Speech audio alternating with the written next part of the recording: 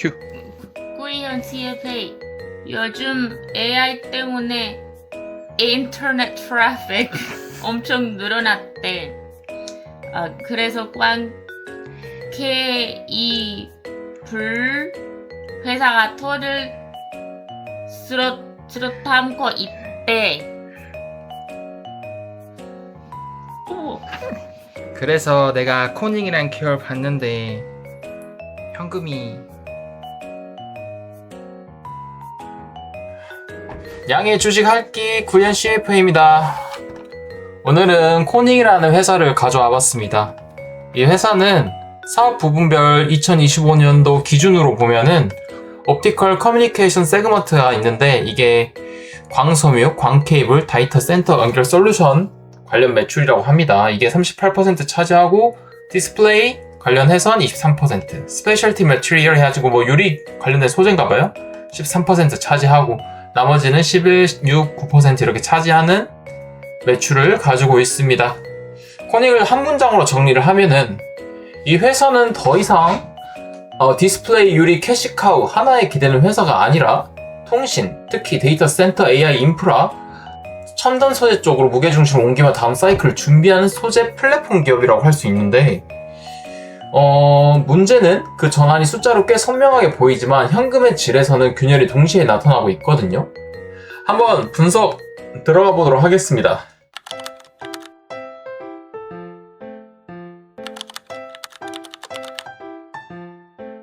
우선 사업 부분별부터 볼 거예요. 왜냐면은 이 기업 자체가 여러 가지 사업을 가지고 있기 때문에 어느 사업 부분에서 영업이익이 잘 나오는지, 그러면 그렇게 잘 나온 영업이익을 가진 사업 부분의 매출 비중이 커지고 있는지 그걸 확인을 해야 기업의 성장성을 체크할 수가 있겠죠. 한번 보도록 하겠습니다. 24년도, 25년도만 이제 사업 부분별 이익률이 나와 있더라고요. 그래서 디스플레이가 제일 높고 그 다음에 높은 게 인바이러먼트 관련해서 높고 그 다음에 텔레커뮤니케이션, 그 다음 스페셜티 글래스 관련 사업 부분 영업이익률이 높네요. 자세히 보면은 텔레커뮤니케이션 사업 부분별 이익률이 16.88%, 21.55%로 개선이 됐거든요. 그리고 또 자산에서 매출을 뽑아내는 정도가 보시면은 25년도에서 자산 대비 매출을 가장 많이 끌어올릴 수 있는 사업 부분이 아마 텔레커뮤니케이션 관련 부분일 거예요. 그리고 매출 비중을 한번 보도록 할게요. 텔레커뮤니케이션 매출 비중은 보시면은 34, 31, 30, 34, 29, 31, 38.24%. 19년도에 비해서는 4%가 높아졌고, 그리고 23년도에 비해서는 9% 정도 높아진 비중을 보여주고 있거든요. 그리고 이 사업 부분별 투자 비중 퍼센티지도 제가 분석을 해봤는데, 보시면은 텔레커뮤니케이션 25년도에 제일 높죠? 사업 부분별 투자 비중이. 그래서 이 회사는 말로만 AI 인프라 수혜를 외치는 게 아니라 실제 돈을 그쪽으로 깔고 있다는 뜻이거든요. 여기까지는 분명히 긍정적이긴 해요. 이 회사는 그럼 광섬유, 광케이블, 데이터 센터 연결 솔루션 쪽에 매출 비중을 싣고 있고 그쪽에 투자를 많이 하고 있는 상황이다 라고 보시면 될 것 같아요. 그리고 이제 운전자본 쪽 한번 보도록 할게요. 운전자본. 매출 채권, 재고자산 매입 채무는 분기보고서 기준으로 보면은 매출 채권은 해당 시점에 남아있는 외상 매출금 잔액이고 재고자산은 현재 보유 중인 재고의 총액, 매입 채무는 아직 지급하지 않은 외상 매입급 잔액이거든요. 대략 한 분기 내에서 회전될 금액을 반영하는 경우가 많아요. 그러나 매출액과 매출원가는 1년 동안 누적된 금액으로 제가 지금 조사를 했잖아요. 그렇기 때문에 분기말 재무상태표 잔액을 그대로 연간 매출액과 나누면 자연스럽게 분모는 4개 분기의 합계인데 분자는 1개 분기 수준의 잔액이 되어서 시간 단위 불일치가 일어나게 되거든요. 그래서 제가 매출 채권, 매입 재고자산, 매입 채무 같은 경우는 연 환산을 해줘서 그 비중을 만들어 놨습니다. 그래서 이거 비중을 볼 때 오해 없기를 바랍니다. 연 환산하기 위해서 곱하기 4를 해줬어요. 매출액은 19년도에 비해서 25년도 보면은 거의 한 50% 가까이 성장을 했습니다. 11,000에서 16,000까지 성장을 했고, 근데 이 성장의 과정에서 매출 채권도 폭증을 했습니다. 보시면은 1836에서 2779까지 증가를 했죠. 실질적으로 계산을 해보면은 매출 채권은 51% 상승을 했어요. 매출액은 42% 상승했네요. 매출액보다 매출 채권의 증가 속도가 더 빨라요. 그렇기 때문에 이 비중 자체가 연 단위로 환산했을 때 22년도에 잠깐 줄었지만은 다시 67.75%까지 증가를 하게 됩니다. 이게 좀 위험한 신호이긴 하거든요. 우리가 앞에서 텔레콤 중심 전환을 확인을 했잖아요. 매출 비중이 늘어나고 있고 그쪽 중심으로 투자를 하고 있는 거 확인했는데, 만약 텔레커뮤니케이션 사업 부분의 성장의 질이 진짜 좋다면은 통상은 계약 기반, 대형 고객 기반에서 결제 조건이 안정적이거나 최소한 악화되진 않아야 되는데, 채권이 이렇게 급증한다는 건 성장의 일부가 외상 기반으로 밀어붙여질 매출의 가능성을 배제하기는 어려워요. 시장이 좋을 때는 그냥 성장처럼 보이지만 사이클이 꺾이면 이건 곧바로 현금 흐름 리스크로 바뀌게 되거든요. 이 부분은 보수적으로 봐야 될 필요가 있습니다. 재고 쪽을 한번 보도록 할게요. 재고 자산 놔두기 매출액 자체는 이것도 연율을 한 건데 20년도를 제외하고 거의 75% 평균을 유지를 하면서 그 비율의 흐름을 보여주고 있는데, 원재료 비중이 23년도까지 낮아졌다가 다시 25년도에 높아지기 시작합니다.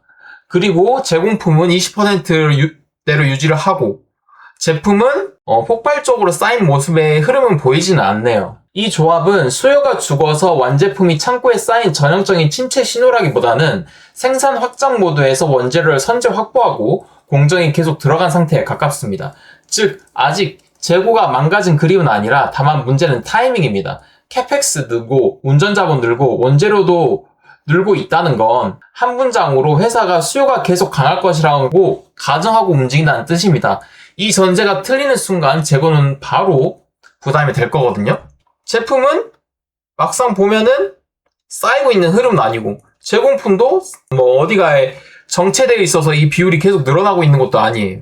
근데 원재료는 확보를 하고 있다 보시면 될 것 같아요. 원재료 확보하고 있는 거. 매입 채무 한번 보도록 할게요. 25년도에 24년도 대비해서 매입 채무 나누기 매출 원가가 퍼센티지가 많이 늘었거든요.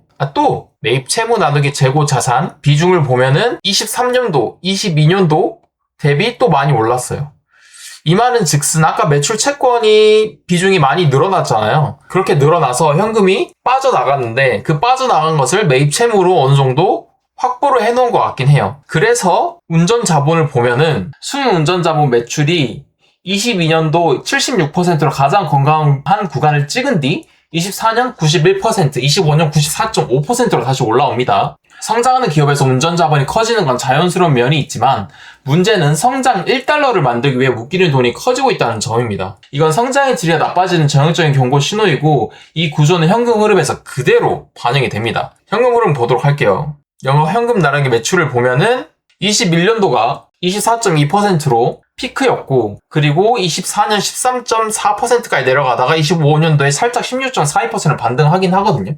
근데 반등 자체는 좋지만 매출이 크게 튄 해에 현금 마진이 강하게 따라붙지는 못했어요. 강하게 따라붙는다고 하면은 16.42%가 아니라 막 20%, 뭐 24%까지 아니어도 20% 정도의 그 숫자 흐름이 보여야 되는데 그렇게 따라오지 못했다는 게 좀 찝찝하긴 해요. 그리고 더 직접적인 힌트는 영업 현금 흐름 나기 영업 이익이거든요.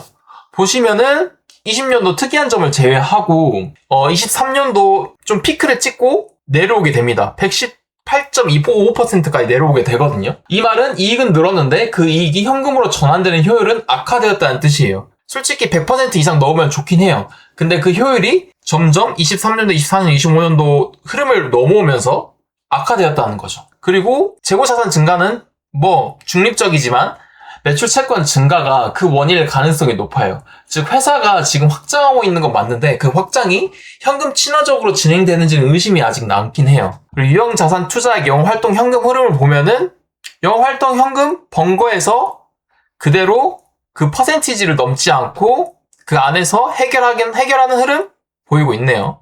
FCF 보도록 하겠습니다. 영업활동 현금 흐름 빼고 투자할 거 빼고 남는 현금 흐름이라는 거거든요. 그걸 통해서 채권 이자도 갚고 뭐 주주한테 배당도 주고 그럴 수 있는 돈의 흐름을 보도록 할 텐데 25년도는 1413까지 올라온 건 중요한 방어막이긴 해요.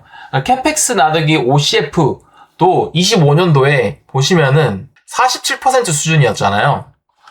적어도 현금이 설비 투자에 완전히 먹히는 구조는 아니에요. 25년도에.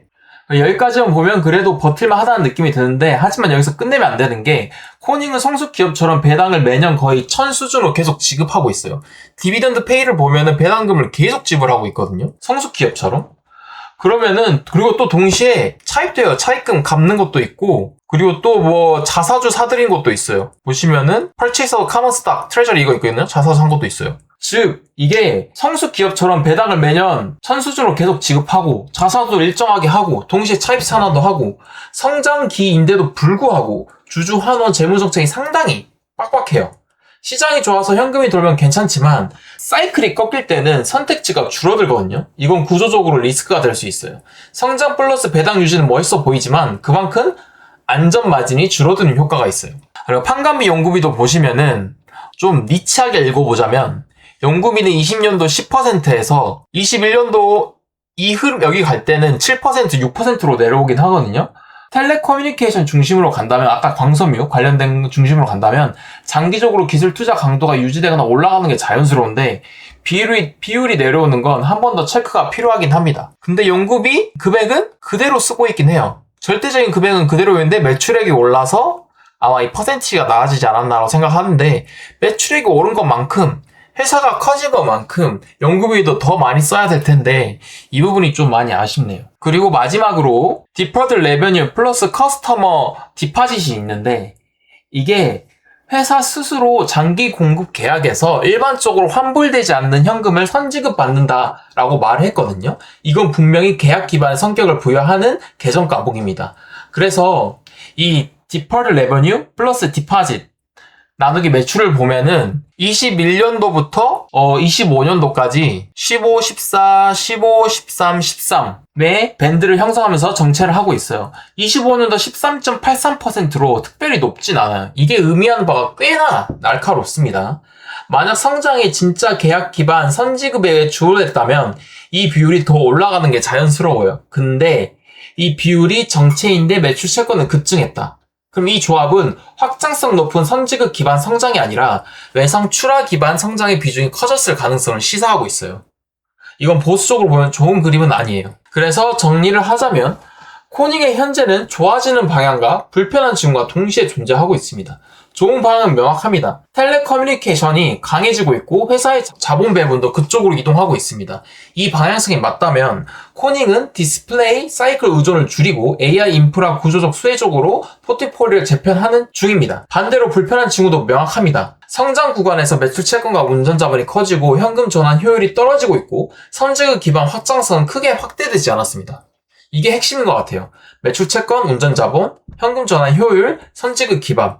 이건 성장이 좋다는 말만 하기엔 리스크가 너무 뚜렷합니다. 그래서 앞으로의 핵심 인사이트 한 줄로 압축됩니다. 코닝의 투자 포인트는 텔레커뮤니케이션 중심의 구조 전환이 맞는지 여부가 아니라 그 전환이 현금으로 검증되는지를 확인하는 게임입니다. 25년의 전략 전환의 성과, 마진 개선 보시면은 매출 총이익률 23년도부터 보시면은 개선이 됐고 영업이익률도 개선이 되긴 했어요. 그리고 캐페스, 텔레커뮤니케이션에 캐페스 집중되고 있고 텔레커뮤니케이션 매출 비중 확대가 25년도는 그러한 해이긴 하지만 동시에 현금의 질에서 채권 급증, 운전자본 폐창이 처음으로 크게 보인 해입니다.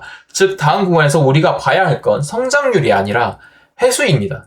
매출 채권이 정상화되는지 영업 현금 흐름 나누기 매출이 다시 20% 가까이 회복되는지 Deferred Revenue 플러스 커스터머 디파짓이 성장과 함께 동행하는지 그리고 캐펙스가 수요 둔화 시에도 과잉이 아닌지를 체크하는 게 핵심입니다. 그럼 이제 결론을 내보도록 할게요. 현재 POR 밴드가 56.61이라는 건 제가 56.61이 조그맣게 계산했습니다. 사실상 20년도 고점 그 급입니다.